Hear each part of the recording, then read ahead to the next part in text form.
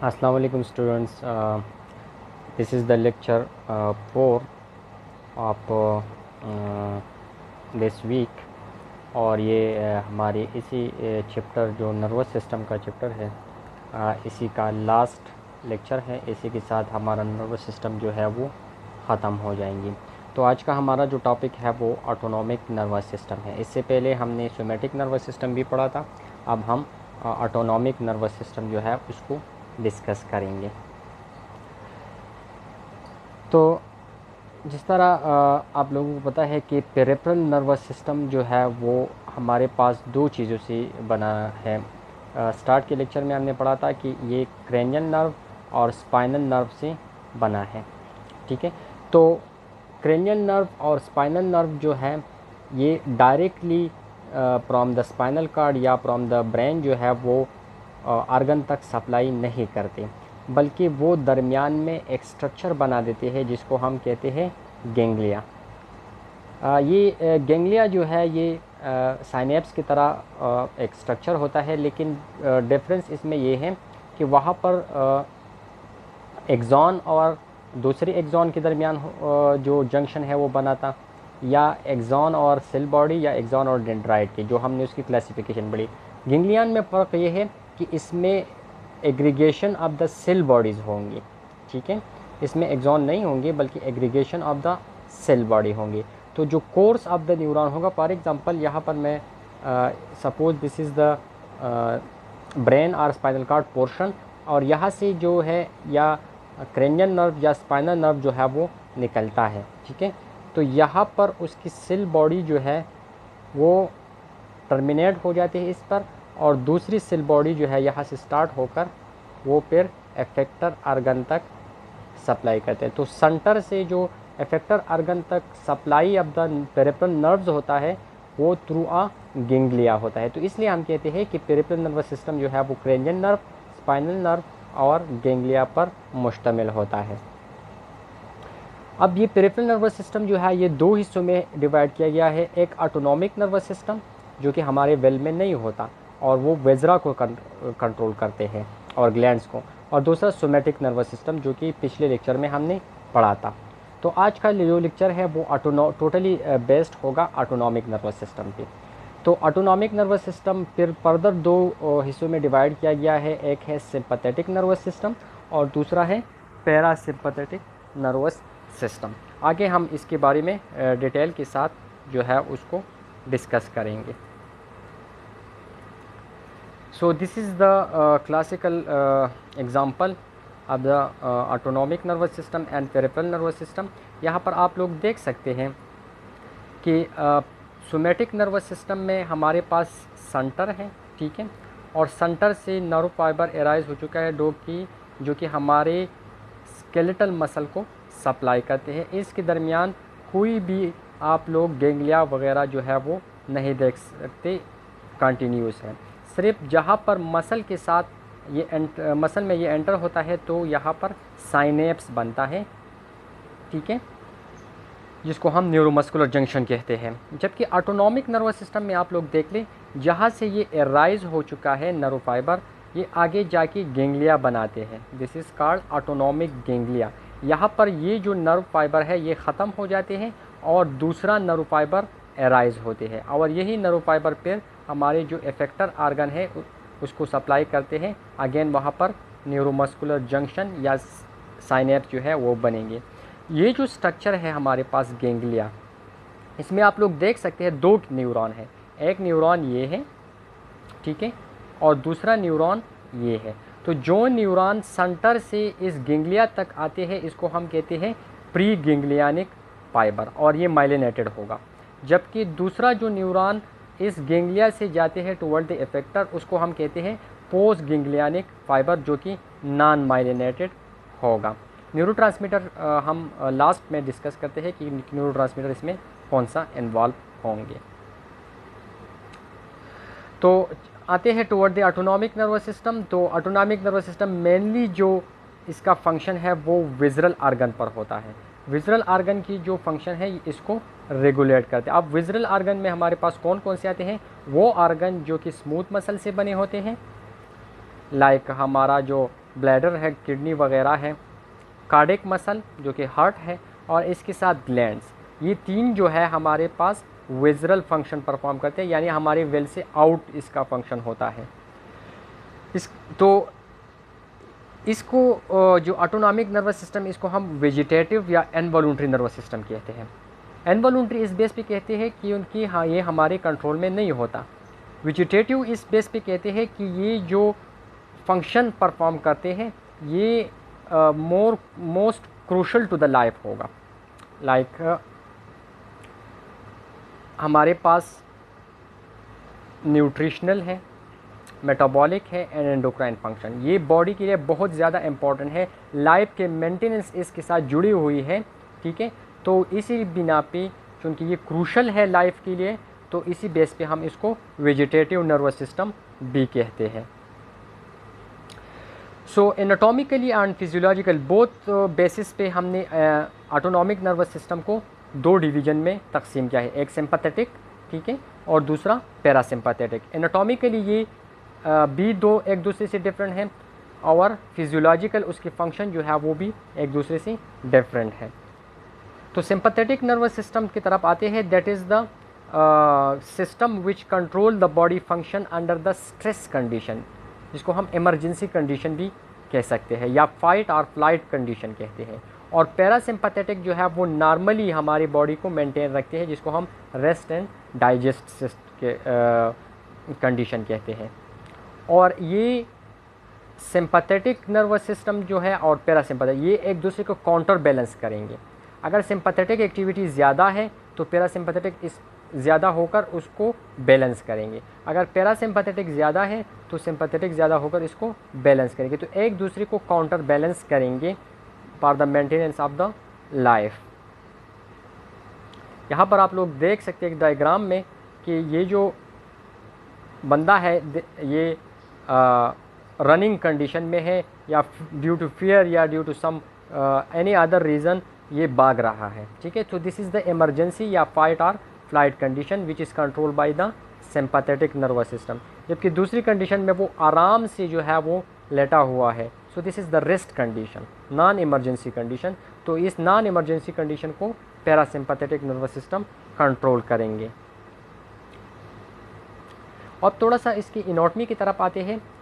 जिस तरह मैंने पहले स्लाइड में बता दिया कि जो गेंग्लियंस तक नर्व फाइबर आएंगे उसको हम प्री गेंग्लियन कहेंगे, फिर वो वहाँ पर एग्रीगेट होकर गेंग्लियन बनाएंगे, और इससे जो नर्व निकलते हैं जो कि इफेक्टर आर्गन तक जाएंगे उसको हम पोस्ट गेंग्लियनिक न्यूरॉन कहेंगे। तो प्री गेंग्लियनिक न्यूरॉन का जो सेल बॉडी और उसका जो एक्सॉन होगा, ये दोनों हमारे पास सेंट्रल नर्वस सिस्टम में पाएंगे, या तो ब्रेन में होगा या स्पाइनल कॉर्ड में, और वहाँ पर ग्रे मैटर में ये होगा। और इसका जो एक्सॉन होगा वो हमारे पास माइलिनेटेड होगा।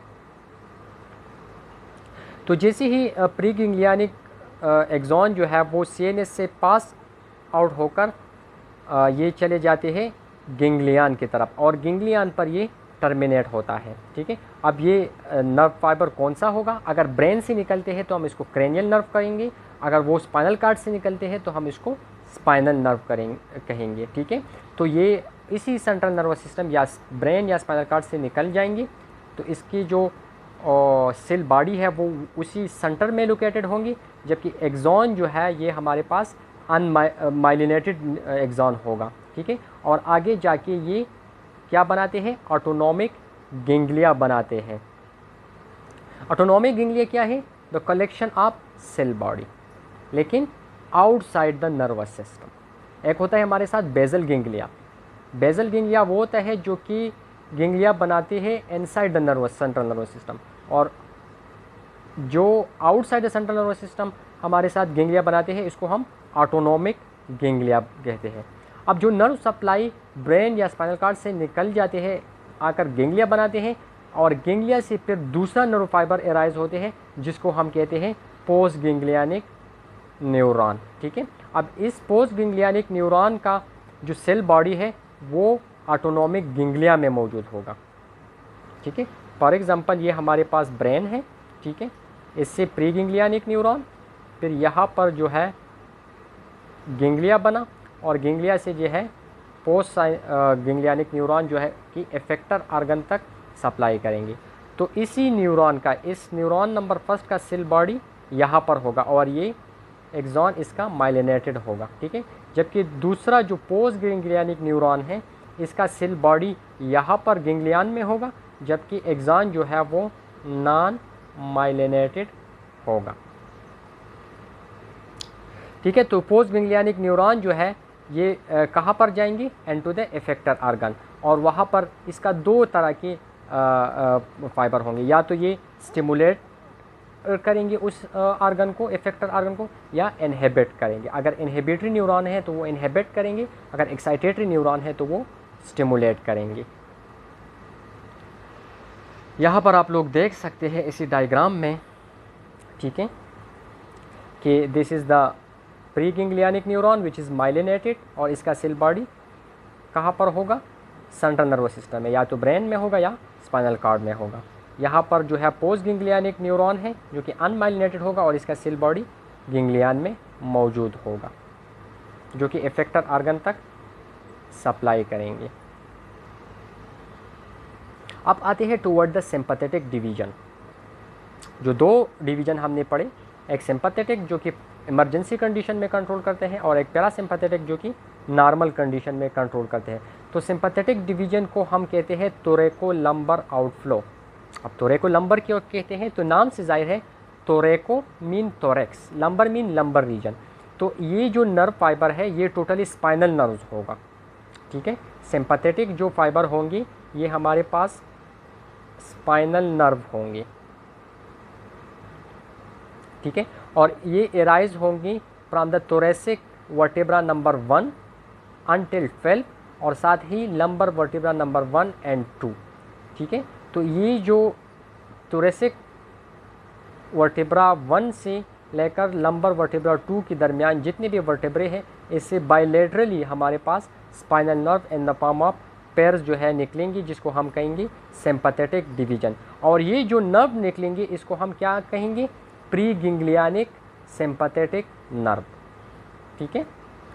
अब आगे जाकर इसका जो सेल बॉडी है वो स्पाइनल कॉर्ड में ही रहेगा, ठीक है, lateral horn of the spinal cord जो कि ग्रे मैटर है, ठीक है।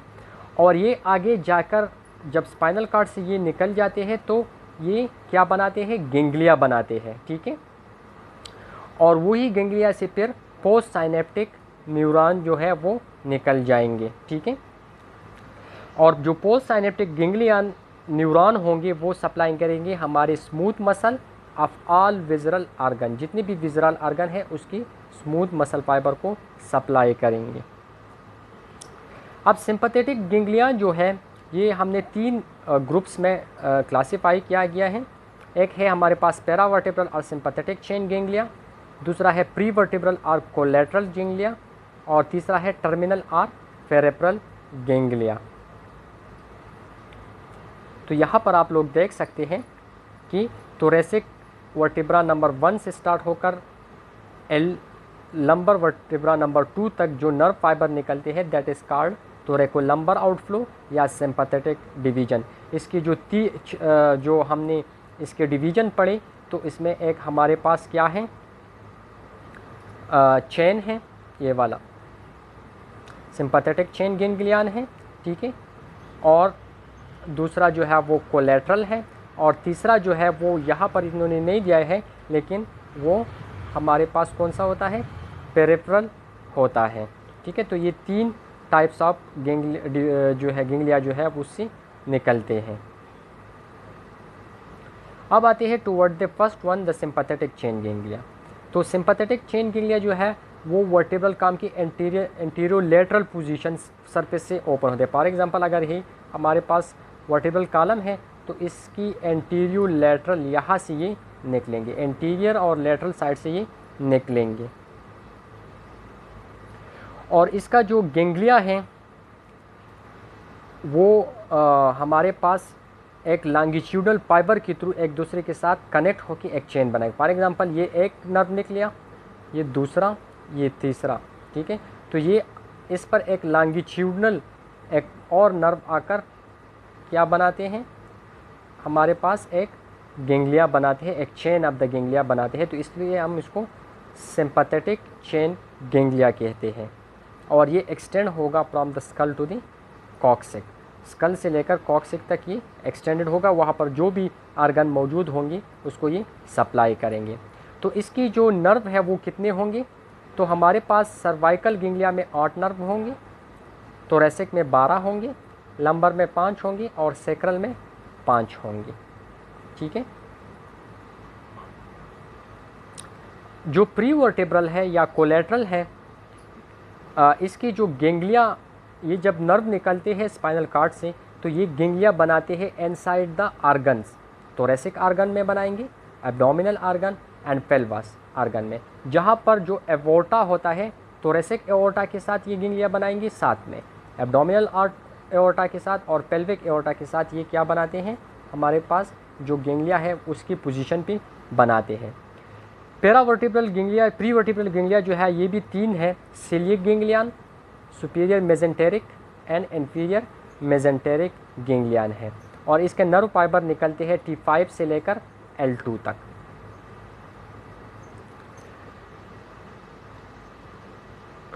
और तीसरा जो हमारे पास है वो टर्मिनल और पेरिफेरल गेंगलियाज हैं।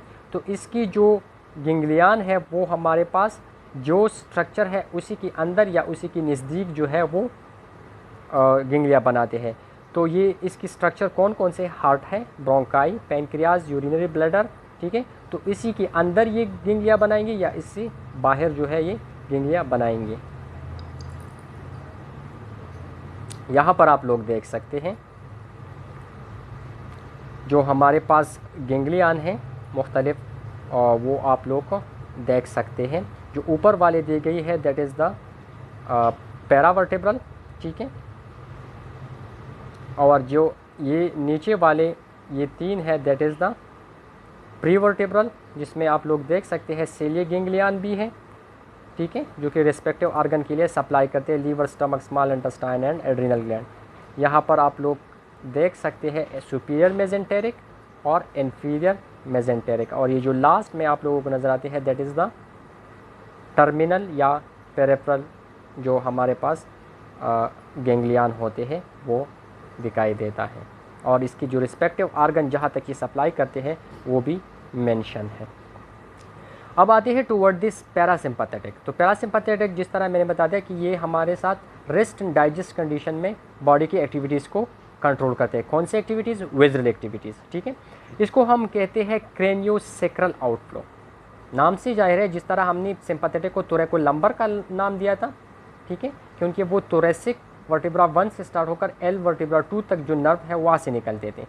ठीक है। तो थोरैकोलम्बर इसलिए कहा। यहाँ पर क्रेनियोसेक्रल, तो क्रेनियो का मतलब है ब्रेन और सेक्रम का मतलब है जो सेक्रल रीजन हमारा होता है वहाँ से। तो इसकी जो नर्व फाइबर है वो एक तो हमारे साथ ब्रेन से एराइज होंगी और दूसरा स्पाइनल कार्ड की जो सेक्रम रीजन है S2 से लेकर S4 यानी सेक्रल वर्टिब्रा नंबर 2, 3 एंड 4 इससे निकलेंगे और साथ ही ब्रेन से निकलेंगे।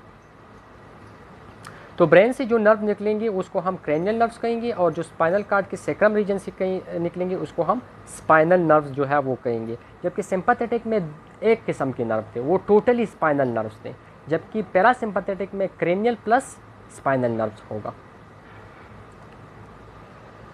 अच्छा, जो क्रेनियल नर्व है इसका सेल बॉडी कहाँ पर होगा, ब्रेन स्टेम में होगा। ठीक है। और जो स्पाइनल नर्व होंगे उसका सेल बॉडी हमारे पास लेटरल ग्रे मैटर पर में होंगे। Lateral grey matter of the S2, S3 and S4 होंगे। तो प्री गेंगलियानिक न्यूरॉन जो है वही से एराइज होंगे। ठीक है। और आगे जाकर ये क्या बनाते हैं, पैरासिम्पैथेटिक गेंगलियन जो है वो बनाएंगे। अब ये जो क्रेनियल आउटफ्लो है, जो न्यूरॉन ब्रेन से स्टेम से निकलते हैं, यानी क्रेनियल नर्व जो है ये सप्लाई करते हैं हमारे blood vessels of the head and neck region को।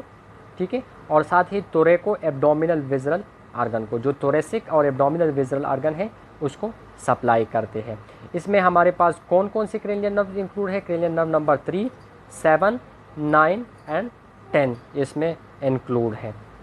ठीक है। तो इसका प्री गेंगलियानिक जिस तरह मैंने बता दिया कि कहाँ पर होंगे, हमारे साथ ब्रेन में होंगे। ठीक है।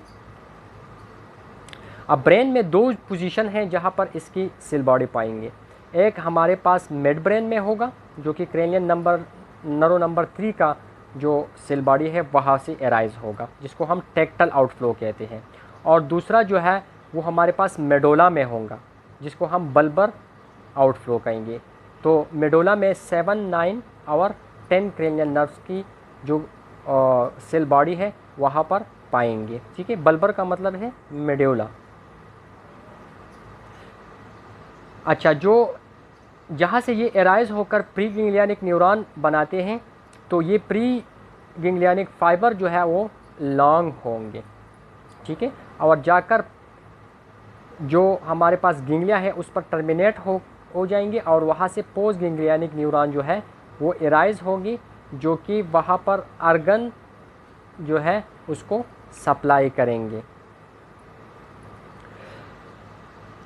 इसका जो प्री गैंग्लियनिक न्यूरॉन है वो माइलिनेटेड होगा और पोस्ट गैंग्लियनिक न्यूरॉन जो है वो अनमाइलिनेटेड होगा। जिस तरह हमने स्टार्ट में बता दिया कि जितनी भी प्री गैंग्लियन है वो माइलिनेटेड होंगी, जितने भी पोस्ट गैंग्लियन है वो अनमाइलिनेटेड होंगे। अब आते हैं टुवर्ड द, अच्छा यहाँ पर दिया गया है पैरासिम्पैथेटिक डिवीजन। ये हमारे पास उसका क्रेनियल पोर्शन है। ठीक है, क्रेनियल नर्व नंबर जो 3, 7, 9, 6, 9 एंड 10 है, जो कि ब्रेन स्टेम से एराइज होंगे। ठीक है, और ये हमारे पास स्पाइनल नर्व जो कि सेक्रम रीजन से S2, S3 और S4 से निकलेंगे। ठीक है,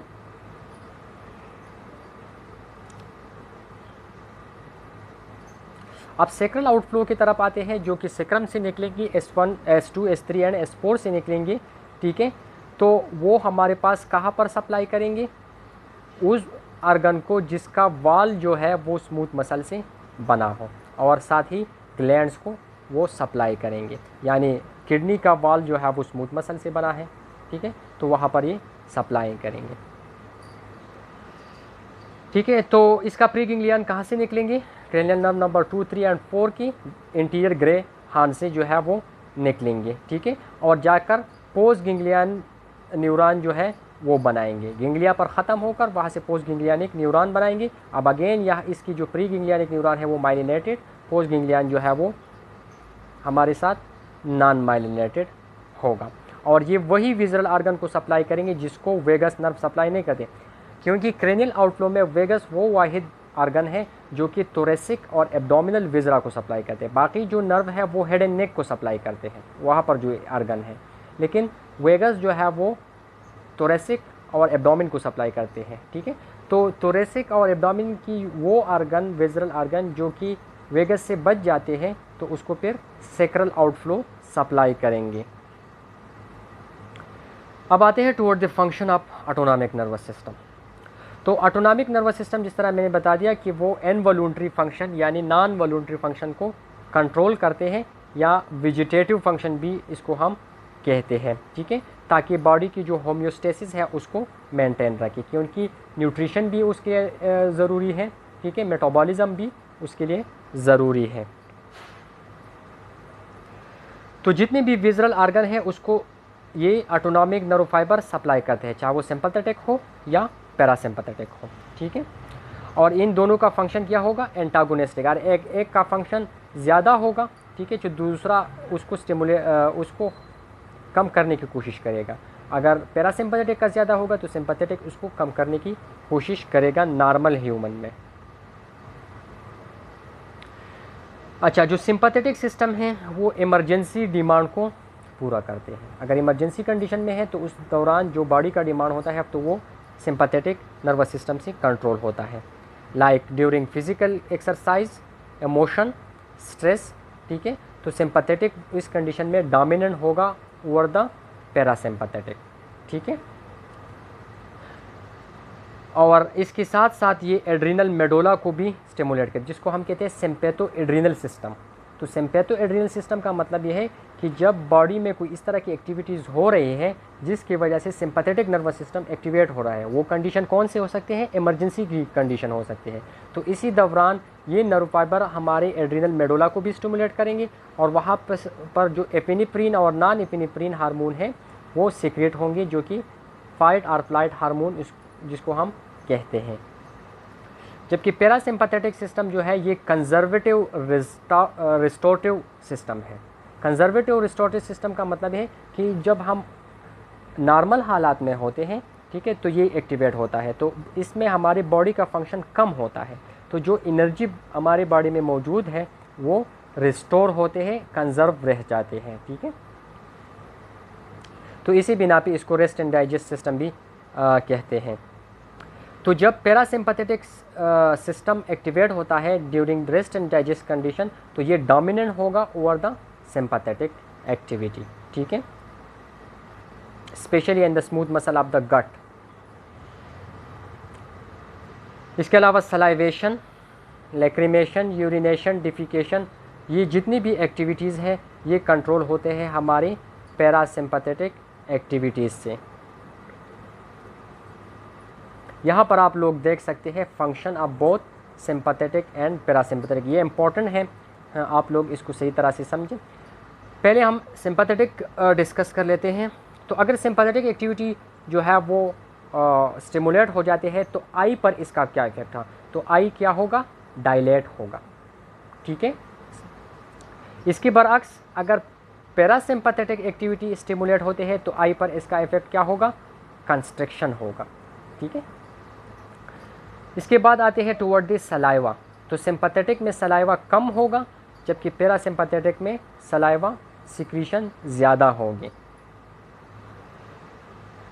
सिंपैथेटिक में हमारा हार्ट रेट ज़्यादा होगा जबकि पैरासिम्पैथेटिक में हार्ट रेट कम होगा।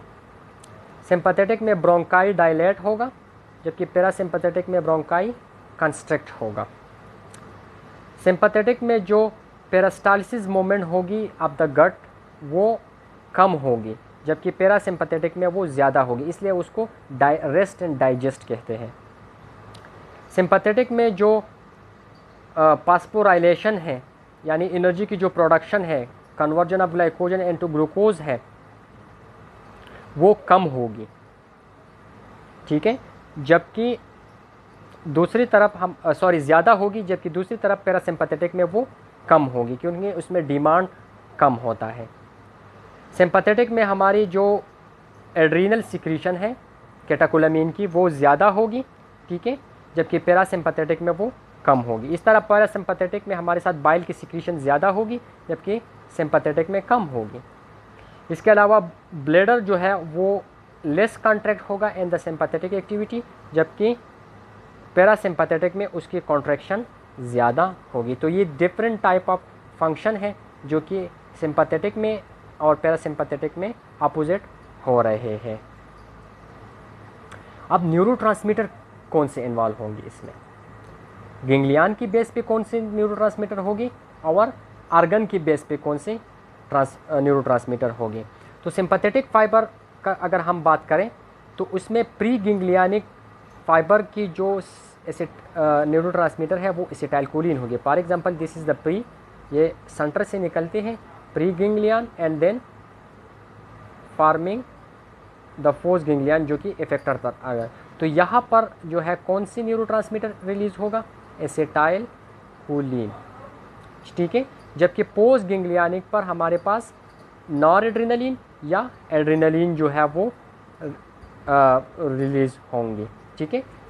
तो इसी बिना पे हम प्री गैंग्लियनिक जो हमारे पास न्यूरोट्रांसमीटर है उसको हम कहते हैं कोलिनर्जिक न्यूरोट्रांसमीटर और यहाँ पर जो ट्रांसमीटर होंगे वो एड्रेनर्जिक होंगे।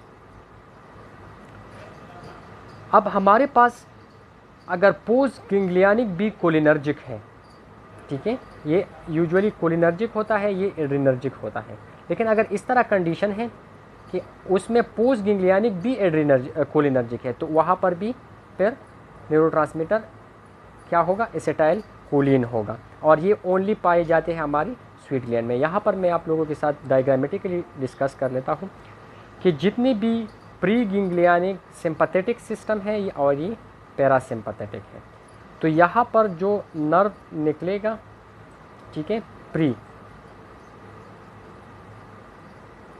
वो हमारे पास कौन सा होगा, इसकी न्यूरोट्रांसमीटर एसिटाइलकोलिन होगी, जबकि पोस्ट पे हमारे पास क्या होगा, एड्रेनलिन और नार एड्रेनलिन होगा, ठीक है। तो प्री पे हमारे पास ये होगा। अब स्वीट ग्लैंड की कंडीशन थोड़ा डिफरेंट है, तो उसमें प्री पर भी एसिटाइलकोलिन होगा और पोस्ट पर भी एसिटाइलकोलिन होगा, ठीक हो गया। ये हमारे पास क्या है, सिंपैथेटिक है।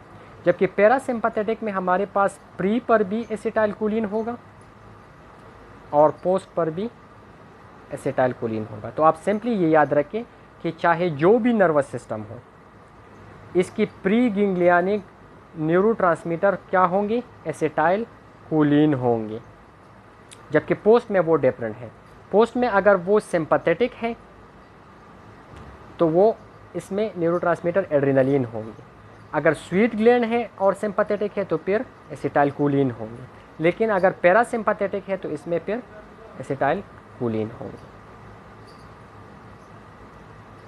ठीक है, यहाँ पर मेंशन है। So this is all about today lecture.